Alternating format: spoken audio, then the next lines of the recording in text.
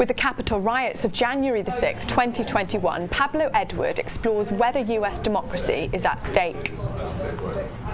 When a mob of Trump supporters stormed the Capitol building on January the 6th, 2021, in an unprecedented attempt to subvert the results of the 2020 election, the very foundations of US democracy and its institutions were shaken to its core. I don't think it's an exaggeration at all to say that Donald Trump poses a threat to American democracy. He has never shown any commitment to American democracy, and if he loses, there is almost no doubt he's not going to accept the results.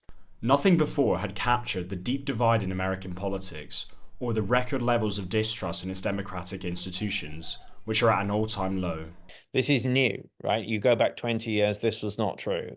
In the 1990s, in fact, Americans, according to surveys, had a higher trust rate in their own electoral process than British citizens did, for example, without really anything fundamentally having changed.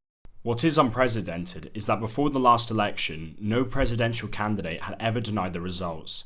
However, since 2020, Trump has refused to accept the outcome of the previous contest, something that more than a third of American adults agree with.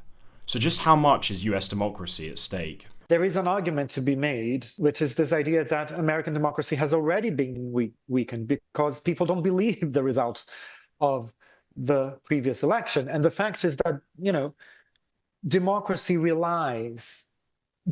only works to the extent that people believe it works. I think, predictions of the demise of American democracy, that kind of language is overblown, I think, on both sides.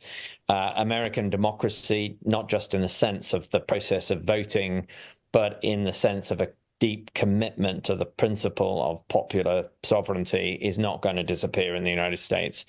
Today, millions of Americans will go to the polls, with the winner due to be sworn in on the 20th of January 2025, in an age-old tradition dating back to 1789, when George Washington was inaugurated. For now, the democratic process lives on. The questions hanging over it may define the years to come. Pablo Edward, City News.